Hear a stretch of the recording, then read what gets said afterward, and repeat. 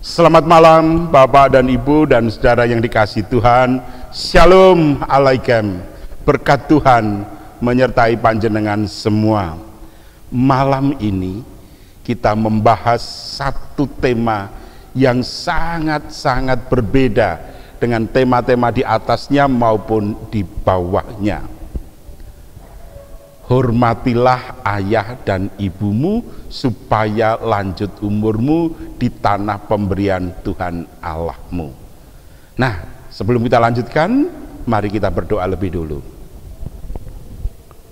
Ya Tuhan, kami datang kepadamu dalam sukacita kami dan keberseraan kami kepadamu.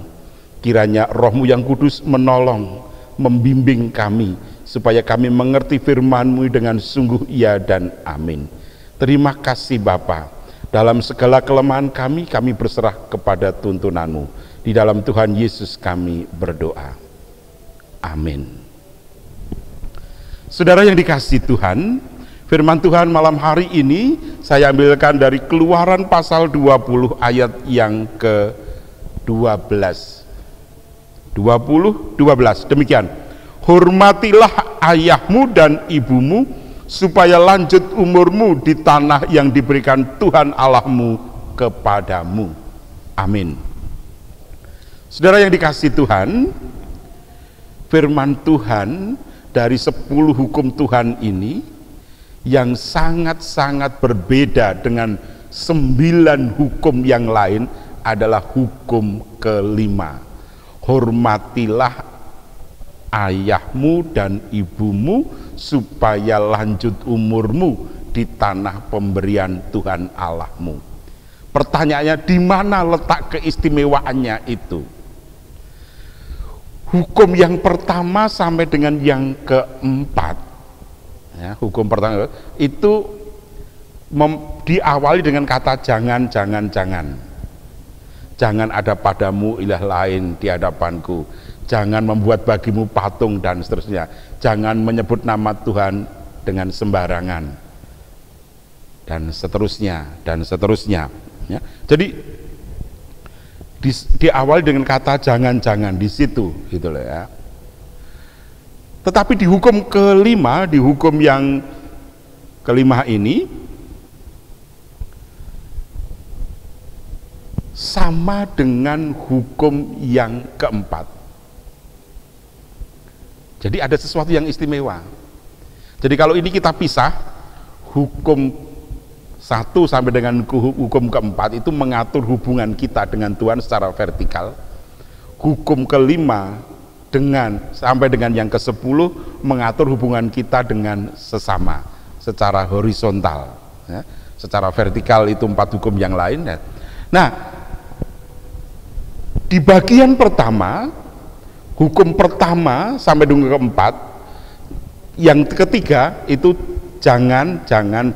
Baru yang keempat memakai kata ingat dan kuduskanlah.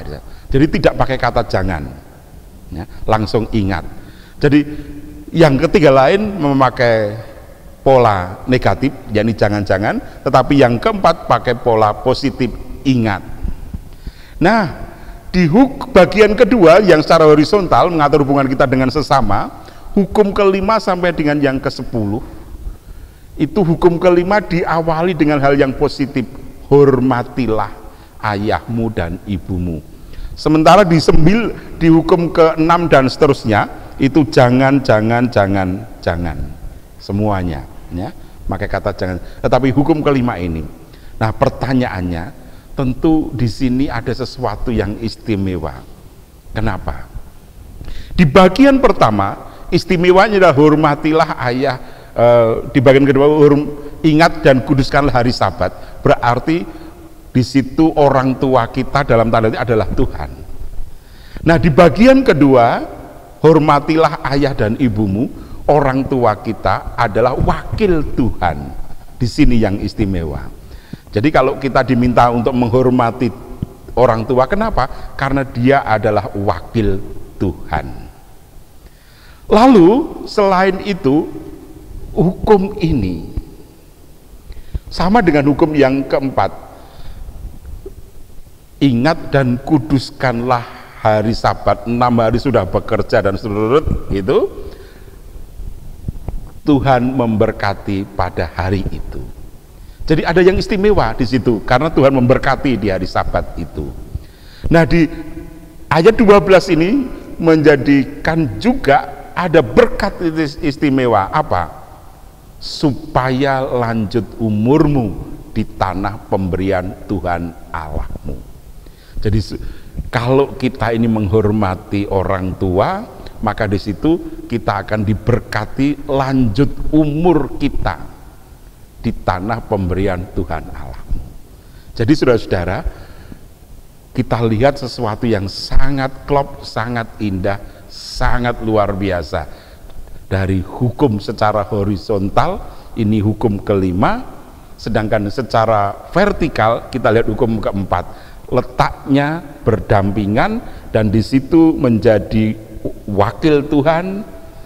Hukum kelima itu orang tua dan di sini Tuhan supaya dimuliakan. Dengan kata lain, bagaimana sebenarnya hukum kelima mengatur kita ini bisa menghormati, memuliakan orang tua kita. Lalu apa maknanya dalam hidup kita, saudara yang dikasihi Tuhan? Pepatah Jawa mengatakan bahwa kita dipanggil untuk mikul dhuwur mendem jero bagi orang tua kita.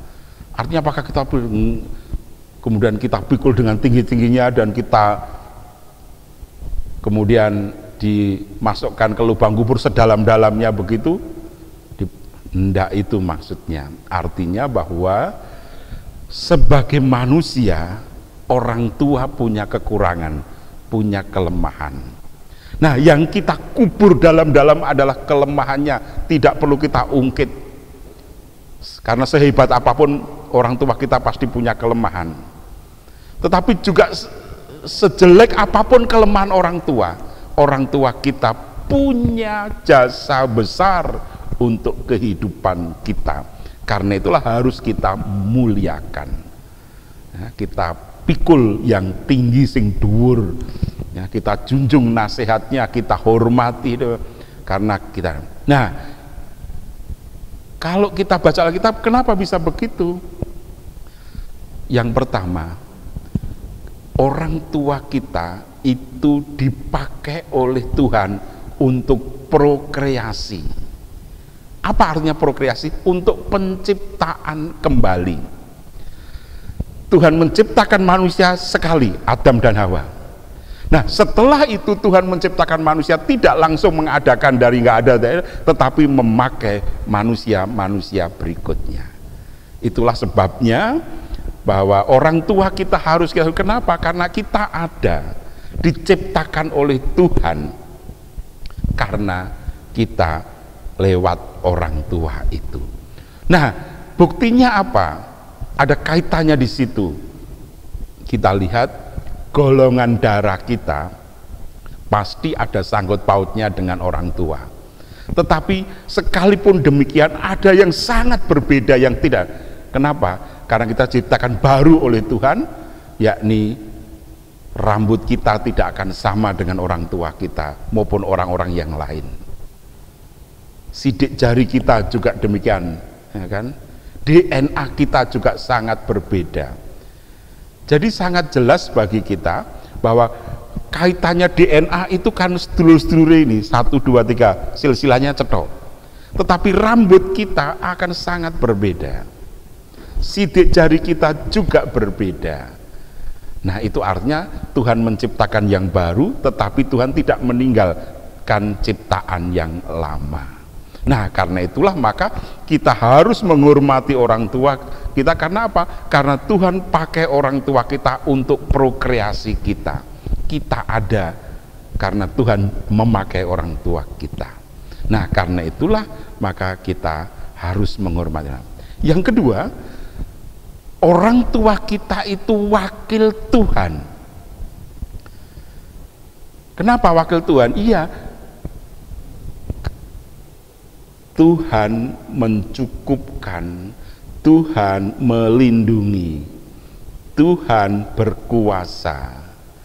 Ya, Tuhan terus memelihara, merawat kita. Apakah Tuhan langsung begitu nampak kasat mata? Tidak. Yang nampak kasat mata langsung adalah orang tua. Melalui orang tua Tuhan merawat kita, melindungi kita, ya, membesarkan kita, gitu. Jadi dengan demikian maka kita tidak akan bisa lepas dari orang tua. Ya. Di India itu ada seorang bayi yang kecil, dia hidupnya bersama dengan gajah. Akhirnya cara hidup bayi ini, bocah ini seperti gajah. Dia juga berjalannya berangkang, makannya juga makan rumput, ya. Dia tahu bahasa gajah, gitu kan. Gajah juga tahu bahasanya anak ini, gitu. Itu membuktikan bahwa kaitannya dengan itu. Demikian juga dalam hidup kita, karena Tuhan itu mewakilkan orang tua dalam merawat, membesarkan kita, maka kita ini juga tahu bahasa orang tua, tahu bahasa komunikasi kita dengan Tuhan, orang tua. Ya. Saya mungkin menyebutnya inilah bahasa roh, dalam tanda petik. Roh Tuhan bekerja atas kita dan melalui komunikasi kita dengan Tuhan, kita bisa berkomunikasi secara aktif dengan orang tua kita. Nah, ini yang bisa merasakan. Itulah sebabnya ada hubungan khusus yang khas antara kita dengan orang tua. Demikian juga sebaliknya, antara orang tua dengan kita. Kalau kita sakit, orang tua bisa merasakan. Kalau orang tua sakit, kita juga bisa merasakan ada sesuatu yang beda. Itulah saudara-saudara, karena itu kita harus menghormatnya. Yang ketiga, kenapa kita perlu menghormati orang tua? Karena orang tua kita itu adalah sesama kita yang pertama dan yang utama, ya, sesama kita yang pertama dan yang utama. Artinya yang menolong kita, yang merawat kita itu orang tua. Salah satu tanda kehidupan yang pertama kali adalah tangis, ya. Saya pernah mendampingi sebuah keluarga, seorang keluarga di mana istrinya melahirkan, dan ketika melahirkan itu dengan cara sesar operasi, dan kebetulan itu ada monitornya. Ketika bayi ini diangkat ternyata belum nangis, dokter, perawat semuanya pada ketakutan, dan saya kaget karena ternyata kemudian untuk membebaskan itu kayak dijantur, dipegang kakinya gitu, terus dilawani bagian leher gitu. Dok, ini suster yang membawa, ini pegang, ini begini. Nah, dokternya apa? Nyeblei bokongnya itu, plok plok plok. Begitu bayi ini nangis, wah semuanya bergirang, berlonjak-lonjak semuanya, hore gitu. Jadi kenapa begitu? Karena tangis itu adalah tanda kehidupan yang pertama, dan itu tanda ketika bayi itu menyapa orang tuanya, menyapa sesamanya. Nah, karena itulah maka itu menjadi bagian yang sesuatu yang wow, yang khas, yang tidak dimiliki. Dan itu artinya pula tangis itu menjadi tanda bahwa kita butuh orang-orang di sekitar kita. Kita tidak bisa besar sendiri, kita tidak bisa merawat diri kita sendiri, beda dengan binatang. Dan karena itulah maka mau tidak mau kita harus menghormati orang tua kita. Dan yang terakhir saya ingin mengatakan bahwa kenapa kita perlu menghormati orang tua? Karena orang tua itu guru kita, ya, guru kita yang mendidik kita, yang mengajari kita, ya. Dan sekaligus itu menjadi perantara kita dengan Tuhan. Ya. Karena apa? Karena janji keselamatan itu diberikan Tuhan kepada kita pertama-tama lewat orang tua kita. Kalau kita baca di dalam Kisah Rasul pasal 2 ayat 39, janji itu bagi kamu dan bagi anak-anakmu. Jelas di situ, saudara. Janji apa? Janji keselamatan. Keselamatan itu bagi orang tua dan bagi anak-anaknya. Jadi orang tua itulah yang akan meneruskan keselamatan, berita keselamatan dari Tuhan kepada anak-anaknya. Karena itulah maka kita harus menghormatinya. Lalu siapa saja orang yang menjadi orang tua kita? Hukum Tuhan mengatakan kepada kita, hukum yang kedua yang sama dengan hukum yang pertama, kasihlah sesamamu manusia seperti dirimu sendiri.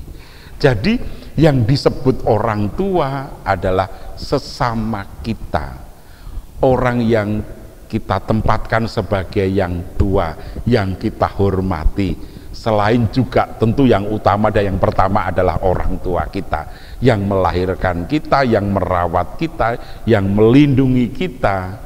Nah, itu. Jadi kalau kita mengacu pada hukum kasih, hormatilah, kasihlah Tuhan Allahmu dengan segenap hatimu. Itu kita ubah menjadi kasihlah Tuhan Allahmu dengan segenap hatimu, dan kasihlah sesama manusia, kasihlah sesamamu seperti dirimu sendiri. Jadi jelas di situ, saudara. Karena tadi kaitannya hukum 10 dibagi dua, hubungan vertikal dan hubungan horizontal. Dan di situ hukum keempat dan hukum kelima menjadi kait-mengkait yang tidak bisa dipisahkan. Nah, anugerahnya apa? Kita diberi umur panjang. Umur panjang itu tidak sekedar umur panjang, tetapi tentu diberi anugerah kesehatan, kecukupan.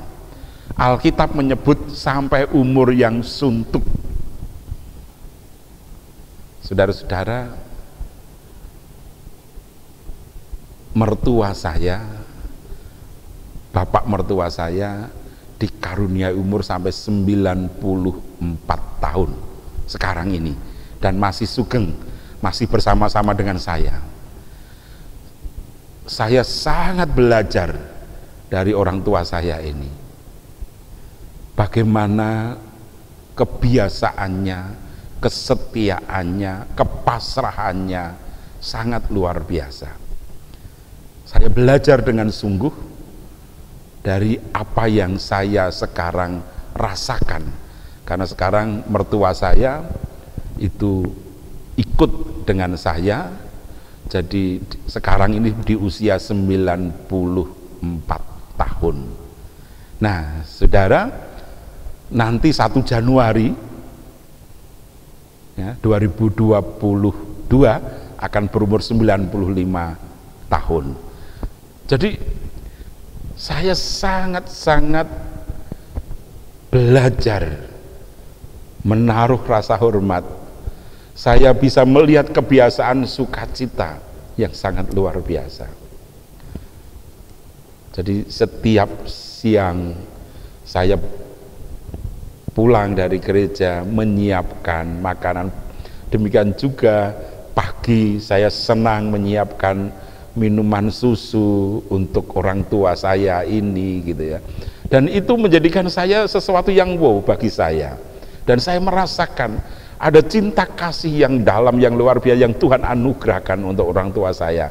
Dan tentu juga berkat itu saya rasakan. Nah, saudara yang dikasihi Tuhan, saya yakin juga kalau orang tua saya di usia sekarang 94 tahun lebih ini bersama-sama dengan saya, maka berkat Tuhan untuk orang tua saya juga hadir untuk saya. Itu yang saya rasakan. Karena itulah, saudara, malam ini saya mengajak saudara untuk memahami secara khusus hukum ini menjadi bagian dari hidup kita, supaya kita dipanjangkan umur, boleh menikmati berkat yang luar biasa, dan segala kecukupan itu ada. Tuhan beserta saudara. Amin. Mari kita berdoa. Terima kasih ya Allah, sungguh luar biasa berkat-Mu malam ini kami terima. Kami boleh menghayati cinta kasih yang sangat dalam, yang luar biasa. Ajarkan kami untuk menghormati orang tua, menghormati sesama kami, sebagaimana Tuhan ajarkan kepada kami, supaya kami hidup sejahtera di tanah yang Tuhan anugerahkan kepada kami. Terima kasih Bapa. Di dalam Tuhan kami Yesus Kristus kami berdoa, dan cinta kasih Tuhan Yesus Kristus serta pemeliharaan Allah Bapa dan tuntunan kuasa Roh Kudus menyertai saudara sampai Maranatha. Amin. Saudara, kita akan akhiri dengan satu pujian dari NKB 17 bait pertama dan ketiga.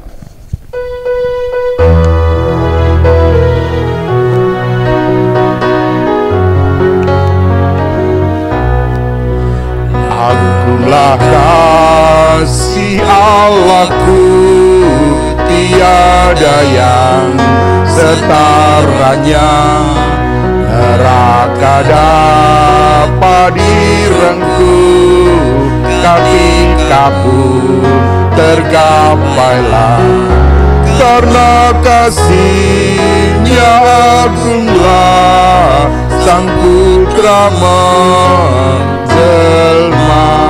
Ia mencari yang sesat dan diampuninya. Oh, kasih Allah agunglah, tiada bandingnya. Kekal teguh dan mulia, dijunjung umat-Nya.